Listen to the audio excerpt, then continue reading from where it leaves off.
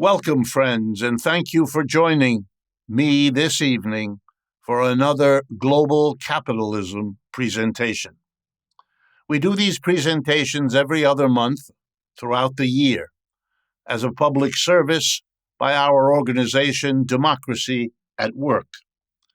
It is a nonprofit, small media organization currently celebrating its 10th year of producing economic and social analysis and advocating for a more equitable and democratic world. Be sure to check all of our events, live events, other kinds of events coming up. And you can do that best by going to our website, democracyatwork.info. This evening, I'll be talking about the Ukraine war, the economics of that war, how they impact us, and I've organized it to talk first about how and why I think this is a historic war. All wars are, but this one in a particular way. And I'm going to then go on to talk about its impact on the United States to begin with, on Europe, Western Europe in particular, and then on the rest of the world that we used to call the Third World, but that is no longer an appropriate name, if it ever was. Okay, let's jump right in. Why do I think that the war in Ukraine is historic? Well, it's less because of the war itself than because of what that war is revealing about the world we live in, about the new organization of the world that is coming into being. It was already coming into being before the war, and it will continue after the war, but the war has accelerated the process, and the war has made it evident to millions and millions of people who didn't see quite the historic process that this war now puts forward in very bold outlines that I want to work through with you this evening. Let me begin by saying I am no military expert. I am not going to be talking much about the military conflict between Russia and the Ukraine. I will note that it's hard, even for people who know about these things, to learn much. News of any reliable sort is scarce to come by. Mr. Zelensky and the Ukraine side are constantly hyping what they want to be the reality. My assumption is Mr. Putin on the other side with the Russians is doing comparably the reverse. And in the fog of propaganda and pretense and hype and hope, it's very hard to know what's going on. But in any case, as a war, as a military conflict, we're not talking about what's historic. The only historic quality of that war is the horror of the destruction of human beings, of people's bodies and health, of the infrastructure and life of the society we call Ukraine. That is a horror of war that everybody is repulsed by and upset by, and for good reason. But there is a second war going on, and most of what I have to say is about the second war, which is very different from the first one. The second war, often called war in Ukraine, as if the military and what I'm about to discuss with you were identical or interwoven in such a dense way that it makes no sense to separate them. I disagree. I think it makes eminent sense to separate them because they're different. What's the second war? It's the war of economic sanctions. It's an economic war, not a military war. And in the sanction war, not only are the weapons different, economic, not military, not only are the goals different, In the Ukraine war, it has to do with territory that was in the Ukraine, may stay there, may become Russian, etc. It isn't territory that the second war is about. And finally, not only are the weapons different and the conditions different, the goals are different. What's going on in the second war is the attempt of one side, the United States, and some of its allies, particularly in Europe, and perhaps including also Japan, and the side I'm going to call Russia and China, but as you'll see as we go on, it's bigger than that. But Russia and China is enough to start the conversation. The war is a war that's economic. It is an attempt by the United States to destroy the Russian economy in large parts, and by doing so, to weaken, that's the word of the U.S. Secretary of Defense, to weaken Russia as an ally of China. As I'll try to show you as we go along, the sanction war is more a war of the United States against China, neither of whom are combatants in the military war, than it is anything else. Ukraine is simply a country in the wrong place at the wrong time, and even Russia falls close to that in terms of its position between the United States and China. And to make all of this crystal clear, I'm going to do what we economists sometimes do and use a statistic to drive home a point. And the statistic I'm going to use is the GDP, the gross domestic product. It is a crude and rough statistic maintained by many international organizations, economists, and others, as a rough way to measure the size, if you like, the global footprint of an economy. GDP literally measures the output of goods and services in each country per year. So it usually has a date attached to it. GDP of the United States in 2020 tells you roughly the total value of output of goods and services achieved in the United States during the year 2020.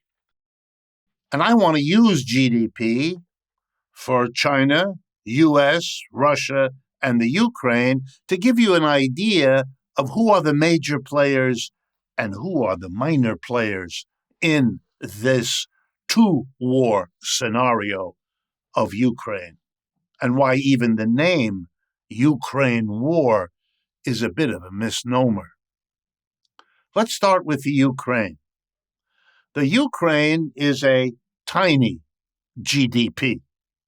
It's literally to be counted in a few billions of dollars. Much larger than Ukraine is Russia. Its recent GDP was in the neighborhood of $1.5 trillion. So there you have a large economy, society, economic unit. Russia fighting a war with a much smaller economic unit. But now let's turn to the United States. The GDP last year in the United States was in the order of 21 or so trillion dollars, vastly larger than the Ukraine or Russia, vastly larger than the Ukraine and Russia put together. And if you added the GDPs of the major allies of the United States in fighting the sanctions war against Russia, countries like Germany, France, Britain, and so on, then the combined GDP of all of them is above $30 trillion versus Russia with $1.5 trillion. That's as lopsided a conflict as Russia versus Ukraine. And where does China fit in all of that? China's recent GDP, around $17 trillion. Notice, China is catching up to the United States, and fast. China is in the same league, poorer than the United States, still by a significant amount, but catching up. And when you remember that for the last 30 years, every single year, the Chinese economy grows much faster than the United States, the catching up is now an established historical fact. China is the big issue for the United States, not Russia. Russia is an ally of China and vice versa, and therefore a target. But keep in mind the relative size, and you will avoid making grotesque misjudgments about what is going on in the world, provoked and exposed by the war in Ukraine. I'm going to begin by talking about just some, of the major impacts of the war. And again, I mean mostly the sanctions war between the United States and its allies on the one hand, and Russia and some of its allies on the other.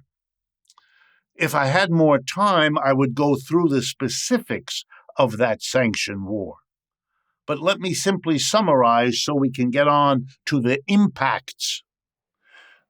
Very shortly after hostilities began, the United States seized hundreds of billions of dollars of the reserves held by Russia to support and back up its currency. This is an extraordinary act. It violates all manner of global understandings, agreements, contracts, you name it. It is an act of war, and it is an act of economic war. The United States also cut off access of Russia to many of the international payments systems that grew up over the last 40, 50, 60 years, a period of time during which the United States was the overwhelmingly dominant economic power. Remember the GDP numbers, minus China, because until recently, China hadn't exploded with its successful economic growth program the way it has over the last 2 decades. The United States was dominant, and the United States believed in globalism, presented itself as the guarantor of the safety, the reliability of the global system it dominated. You often have that if you have unipolarity, if you have one power dominant enough to control and nobody's in a position to challenge, to question, to attack, to diverge from the power exercised by that hegemonic unit. So the United States took extraordinary actions in seizing the reserves of Russia and shutting Russia out of the SWIFT and other international payment system. But it went further. Entities in Russia were sanctioned. Any entities outside of Russia that did business with Russia were sanctioned or threatened with sanctions. The United States, with its allies, particularly in Western Europe, went to work to isolate the Russian economy, to cripple it, to prevent it from functioning. The Europeans, major purchasers of oil and gas from Russia, were pressured and began the process of decoupling, cutting off those purchases. And the combination of all of these acts, because Russia depends on exports of oil and gas, were expected to bring this war to a quick close by basically collapsing Russia so it could not function, let alone pursue a war. That was the reality. That was the threat. That was the way it looked in February, March, maybe even into April. But it didn't work out. And before I go into the impacts, I have to tell you not only roughly what the sanctions war was, but I also have to tell you that it didn't work. The Russian economy hasn't been collapsed. The Russian ruble is worth as much today as it was before all of this started. It had some rough period, but it stabilized shortly after the war began. It's an index of how good or bad the Russian economy is. Make a long story short, Russia found other buyers for oil and gas. Those other buyers are paying high prices for oil and gas. These high prices earn Russia the money that is in large part paying the costs of the war. So far, at least, as of the time I'm speaking to you, the plan, the hope of crippling Russia economically and thereby punishing Russia for invading Ukraine and bringing the war to an end has not worked.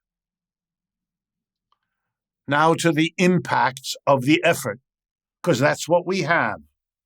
Since February 24th of 2022, we have a terrible war with an effort on both sides, Ukraine, Zelensky, US, Western Europe on one side, Russia primarily on the other side, with its allies supportive in the background. And that war continues. And for those of you that need to believe that you know who the winner is, I congratulate you. I don't. Nor do I think anyone has the basis for having a statement at this point about who the winner, whatever exactly that'll mean, will be. But we do know what the impacts of this war are, many of them, because they're already in place. First, I'm going to start with the United States. By far, the most important impact is what I began with.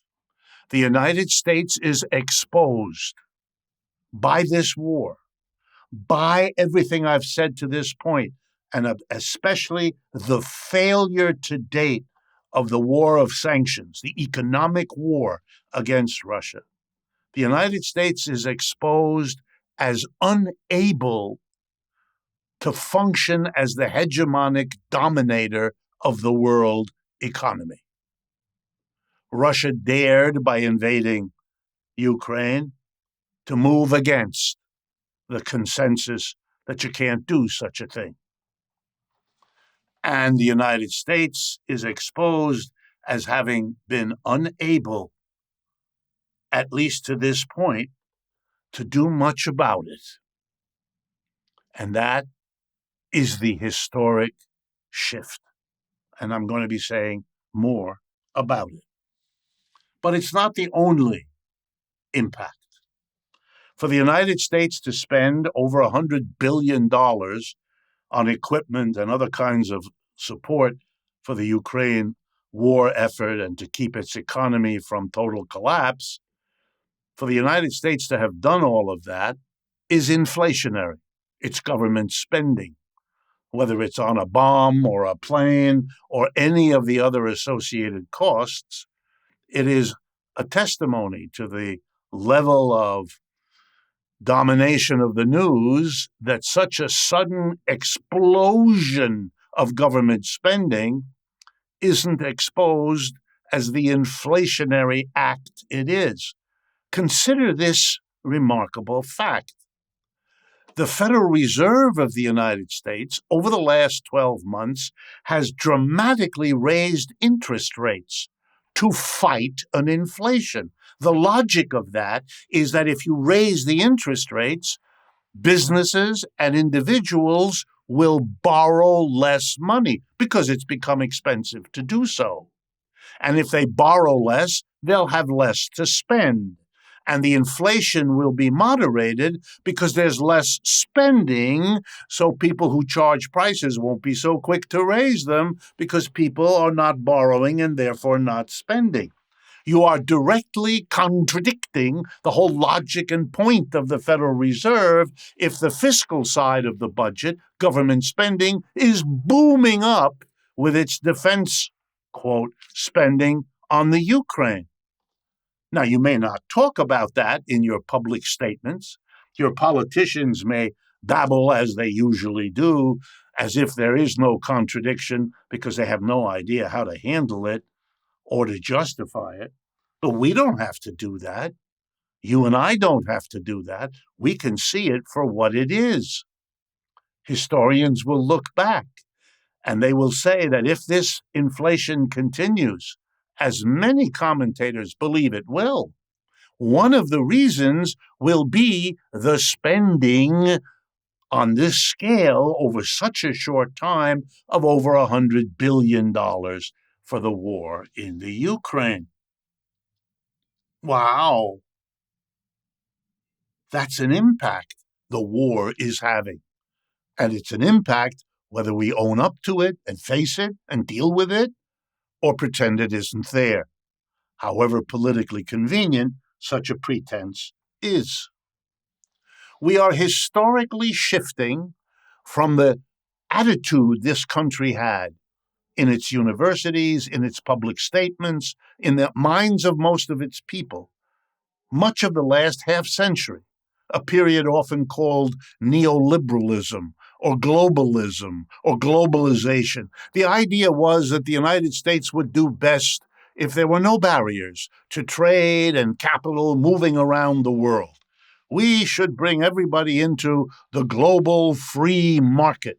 No government interference, no letting politicians mingle in. The economy will work best for everybody if everybody's free to wheel and deal and buy and sell and invest and borrow as the market dictates. It's the application of one understanding of Adam Smith to the world today.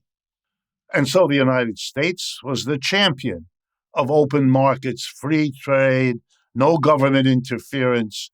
It pressured the World Bank and the International Monetary Fund and other organizations to promote that all over the world. That period is over. This is a historic end of that period. What we have now is rampant economic nationalism. The government, far from being told to stay away from the economy, not to mingle, not to interfere, not to render it inefficient, but to leave it to the free market, all of that's gone. The government is called upon to enter into, to control trade. You can't trade with him. He can't trade with her. She can't do. The tariff on this one, the tariff on that one. The government is spending huge amount of money subsidizing certain industries because we want to make the decision for companies where you locate. We're going to bring you here by giving you a tax-based subsidy. The government is managing everything. The government is literally brought in because it seems that the American leadership has given up on globalization, given up on neoliberalism. Not because millions of people lost their jobs because of it, which they did. Not because it widened the gap between rich and poor, which it did. That's not their problem. Their problem is that the domination of the world economy by the United States was undercut by the neoliberal globalization. Why? Because capitalists around the world did what capitalists always do. They looked for the best profit situation. And the capitalists who once found it in the United States, in England, in France, in Germany, in Italy, in Japan, figured out that they could make more money by moving their production to China, which in huge numbers for the last 40 years is what they did. The Chinese, likewise, looking at the situation, welcomed them. The Chinese decided they would not, over the last 40 years, follow the Soviet Union and have the entire economic system owned and operated by the government. Russia had gone quite far. The Chinese made a decision not to go that far. The Chinese Communist Party leadership made the decision that their best interests would be served by a system that included a large private capitalist industrial bloc. The Soviet Union did not allow that. And a large government-owned and operated bloc within the Chinese economy. And the private capitalist bloc could be foreigner-owned, American, Japanese, British, Italian, or Chinese-owned. And that's what they've done. They operate a mixed system under the control of the Communist Party. That's an alternative to the Soviet Union system. It's also an alternative to the American system. That alone would be a historic new way to think about economic growth and success. But more important even than that, in our immediate situation, was the fact that Chinese innovation, what the Chinese call socialism with Chinese characteristics, this mixed system under the control of a communist party, grew much faster than the Soviet Union had or than the United States could. And for decade after decade, they made this difference clear, so that by Mr. Trump's presidency, the United States, in a kind of peculiar way, woke up and realized that they needed to change because the system that had been very profitable from 1980 to 2010, we had an explosion of profitability, an explosion of our stock market. We'd done real well, but the Chinese grew faster. The Chinese have become the United States' first serious economic competitor in a century. Wow. And this war exposes all of that. It has exposed that the world is no longer in neoliberal globalization phase. It has passed into economic nationalism phase, and the United States isn't dominant the way it was, not even close. That in fact we have three blocks: the United States and its allies, China and its allies, and Europe and its allies, if they have them. And that's why I've set up the talk the way I did. And that's why I want to take you through the impacts on these three blocks once I've made clear that the existence of them has now become well understood.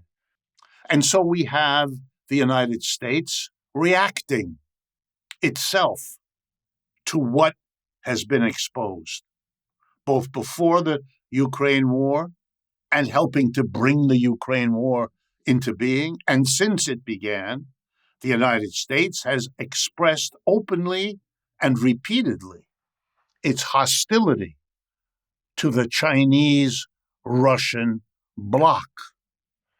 The decision to support Ukraine is part of that. It's a provocation to the Russians and has been understood by the Russians in those terms at least as far back as 2014, if not as far back as 2008. The simultaneous provocation of the United States Navy in and around Taiwan, the South China Sea, just continues what? The effort of the old hegemonic power trying with a certain desperation to hold back historical change, to humiliate, to terrorize, to frighten, to threaten the new emerging global power, China, and its ally, Russia, trying to hold back the process of change.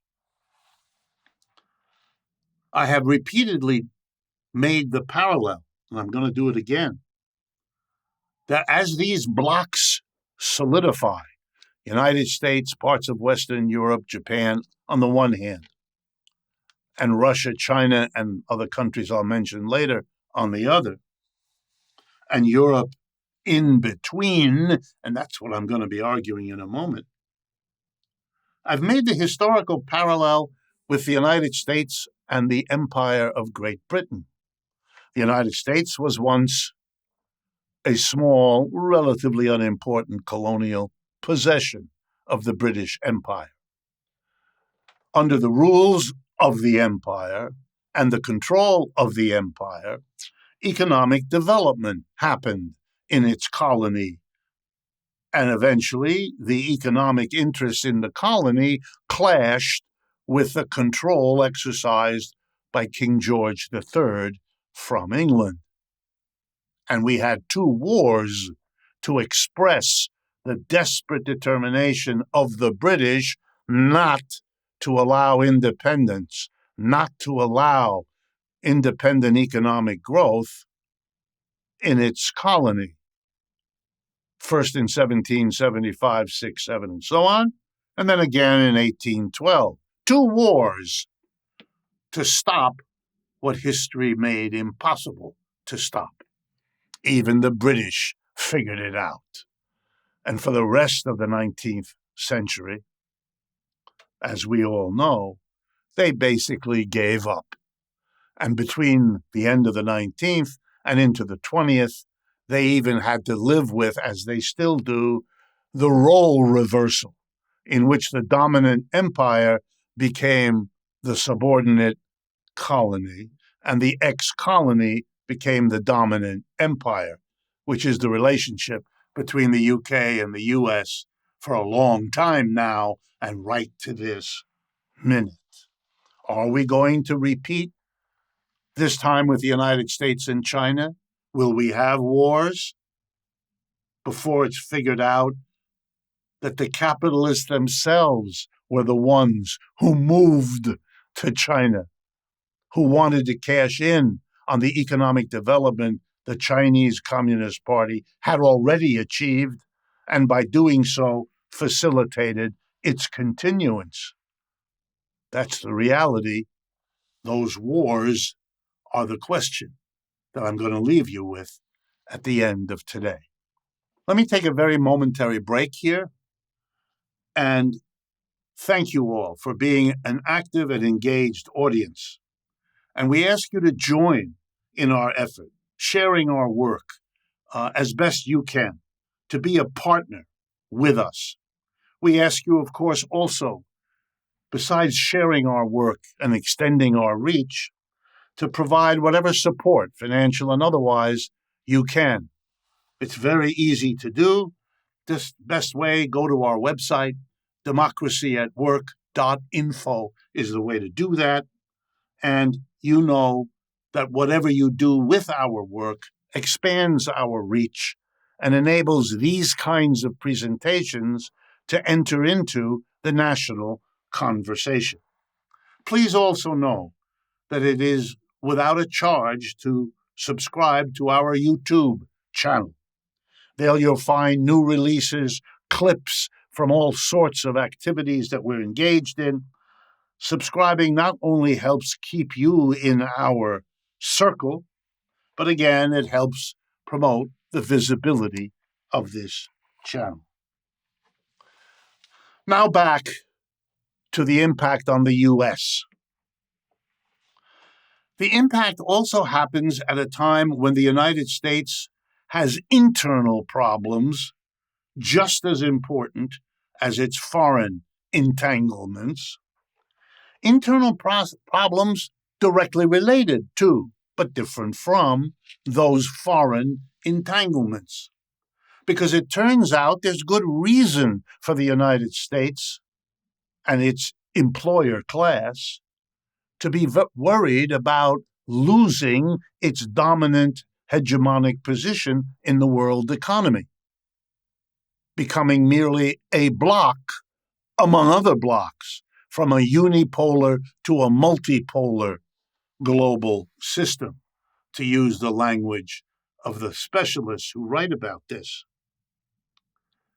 And what always happens when empires begin to decline, and that's really what we're talking about, the decline of what became the American empire. When that decline happens, a scramble begins in most empires. Those at the top, the rich, do not want to lose all of the wealth, all of the privileges that went with being the upper class of the global empire. And because they are the upper class, they have the wealth and they have the political power to shift the burden of adjusting to no longer being the empire you once were, push that off onto other people. Hold on to your wealth by really sticking it to the mass of other people. We've been doing that for 40 years in this country, but it's come to a head now, and it is being recognized for what it is. The last 40 years have been a mammoth redistribution of wealth from the bottom and the middle to the top 10% of our people and the top 1% above all. All statistical studies show this. There is no basic dispute about this beyond those who can't see what is too difficult to digest. And I want to underscore that this redistribution has now reached its limits. It went on through revising the tax code in the 80s and 90s. It went on by moving good, high-paying jobs overseas, by using computers, robots, artificial intelligence to replace well-paid jobs here with machines. It worked by bringing in cheap labor into the United States. Capital uses all those mechanisms to improve its profitability. But it has been going on too long. There seems to be no end in sight. And that's because it's a declining empire that is the problem, not this or that detail. A declining empire in which those at the top, the corporate leaders, the wealthy, the political elite, working together, intermarried, and going to the same golf courses, work a good deal to shift the burden of a declining empire off of them and onto everybody else. So in the last 20 years, we've had to resort to more extreme ways of really sticking it to the mass of people. Here's where inflation comes in. The inflation we're talking about raises prices. That's what employers get when they sell something. Much faster than wages. That's what the employers pay the workers. If the employer can raise prices by 7, 8, 9%, but wages only go up by 4 or 5%, and that's pretty much what we've had, then there's another shift of wealth. Workers can't buy. Even if they get 4 or 5% more a year, they can't buy what they used to because it's going up by 7, 8, or 9% a year. The pandemic hurt millions of Americans in countless ways. The fact that we don't have a national health insurance. Rising interest rates is another whack against low and middle income people. They can't afford to pay the rising interest rates on their credit card balances, on their car payments, on their mortgage payments, on their kids' college loans. They can't, and it's hurting them. College enrollments are down. People can't afford it. These are all ways of shifting the burden of a declining empire on the mass of your people.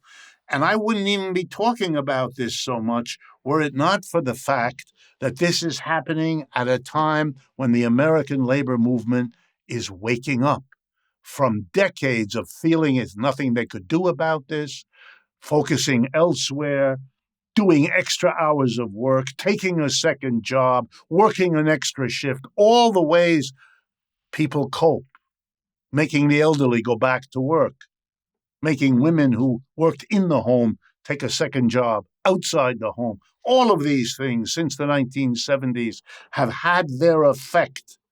They've made life more difficult for the mass of people in order that those at the top can have even more, can hold on, can be in a position of pretending to themselves, as they do every day, that the declining empire isn't declining. They do that with the same confidence that they say, as they have from the beginning, that one side is winning the war in Ukraine, even though any reasonable observer knows that that's not the case, or if it is the case, there's no basis for us to know which one of the two sides is indeed winning anything. Okay, enough about the impact on the United States. Let me turn to the impact on Europe. Europe has a problem. The great split in the world is between the United States and China. And every European country which does business with both of them, which is most of the countries of Europe, faces a choice. And much of what's going on inside of Europe are struggles about that choice. Whether they're conducted in those terms or not, that's what they are, because there's no other choice that Europe has. Is it going to go alone? Is it going to become a bloc of its own and negotiate and struggle with the United States on the one hand and China on the other? There are forces in Europe who see that and who want to try to do that. They have many disadvantages. China and the United States are now ahead of Europe on many key high-tech activities, in military terms, in sheer financial wealth and global reach. And the Europeans know it. So yeah, they would like to be their own bloc, but their own internal disunity, their own internal divisions make that look probably like the least likely outcome. Here's the second option. The old leaders of Europe, leaders of the old traditional parties that do govern most of Europe these days, have had long personal and political histories of being subordinate to the global hegemonic United States. They are very worried by the decline of the United States position. But they are afraid to question it, afraid to challenge it, afraid to bring onto themselves the kind of economic warfare that the United States has just imposed on Russia. And for that matter, they're also scared of the Russian counter-sanctions, which are also part of the economic war. It's not just what the United States and its allies do, it's what the Russians in particular have done in retaliation. The European countries, literally caught between the United States on one side and Russia, China on the other, don't want to face this kind of situation. And so the old leadership has, at least so far, stayed with the United States, basically aligning Europe as much as they can with the United States, a bloc, if you like, of the United States and Europe against China. But then there's a third group in Europe that says, no, no, no, don't do that. What we ought to do is become a player who knows they're not the equivalent of the United States and China, but can systematically do well by playing them off against one another, getting a benefit from the United States, and then saying to the Chinese, you better equal that, otherwise we'll go with them, and vice versa if they get something from China. There are many Europeans who want to go in that direction, particularly huge parts of capitalist Europe that is already dependent on China in many ways and is unable to see an alternative because the United States isn't about to do for them what the Chinese have already done for them, buying their output, for example. Inside Europe, this issue is being fought out, first of all among politicians and industrial leaders, but in the mass of people also. Why? Well, because the decline of the American empire has led to the American elite, the corporate leaders, the politicians, not just to shift the burden of empire decline onto the mass of Americans, but also to shift the burden of empire decline onto the Europeans from the United States. Let me give you an example of many that I could give you if I had the time. Mr. Biden has proposed all kinds of subsidies to the chip industry here in the United States, to the electric car industry in the United States, many others.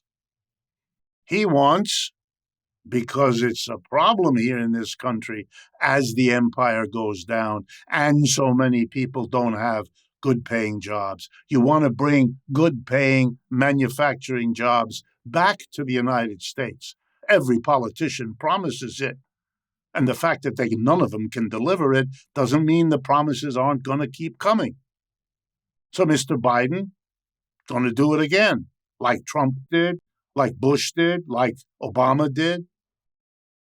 And so he's going to subsidize. Remember, economic nationalism. No free market. Don't let the market decide. You come in and you make it worthwhile.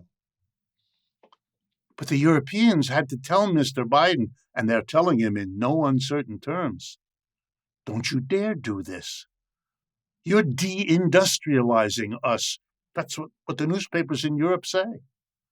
You're giving an incentive for companies located in Switzerland or in Spain or in Sweden or in France to leave and go to the United States. Otherwise, they risk losing the market in the United States. They won't have a subsidy from our government of the size or the fluidity that you're giving them.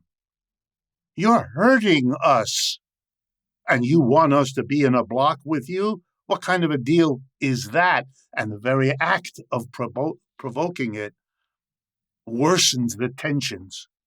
And then there's the working class in Europe, hurt by an inflation much worse than that in the United States, hurt by the rising energy prices, a direct result of the sanctions and counter-sanctions that I've been speaking to you about.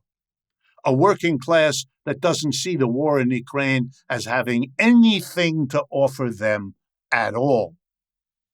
Please, those of you who have some historical sense, understand that when the United States says it's fighting the war in Iraq to uphold a rules-based international order, or to oppose a large country invading a small country, that for the rest of the world, including Europeans, the country that invaded Korea, invaded Vietnam, invaded Iraq, invaded Afghanistan, this doesn't sound all that persuasive, an argument.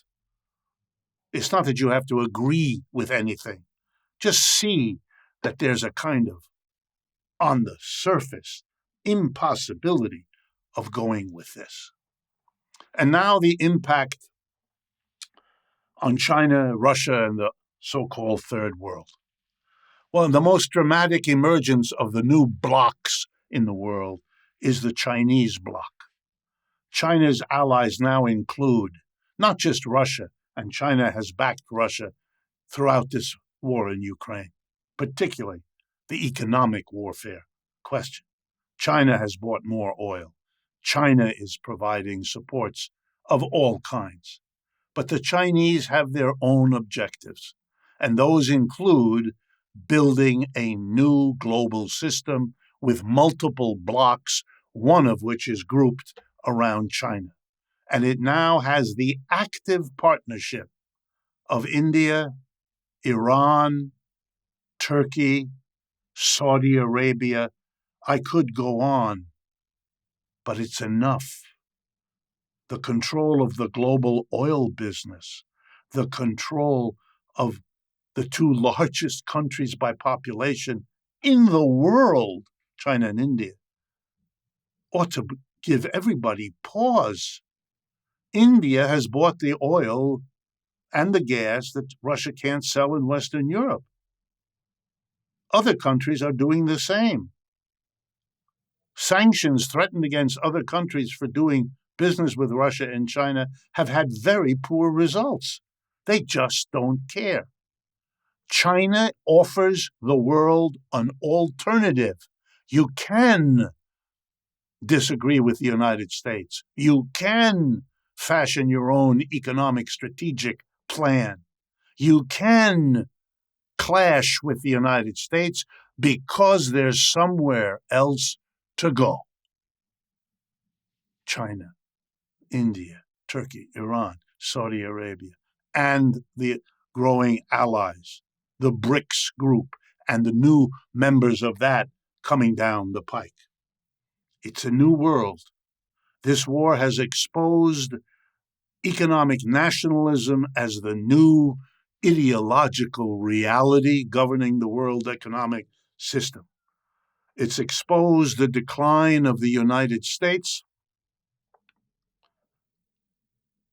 If I had more time, I would take you through the development of an alternative reserve currency, the petro-yuan, Saudi Arabia and China getting together. They're developing their own alternative to the SWIFT system, a global payment system, a global currency system that simply does an end run around the United States. Yeah, it'll take more time. These things are slow to work out all the problems, but they're now underway. And the longer and the worse that the war in the Ukraine gets, the more determined the opponents of the United States' shrinking position will be. The more clearly they will understand they too need to develop an alternative because the United States is no longer the reliable governor of the world system. It was for a while. Who will dare keep their reserves where the United States could get its hands on them? Every country in the world is watching the guardian of the system play favorites. And that's gone way beyond what it was before, as this war has made clear.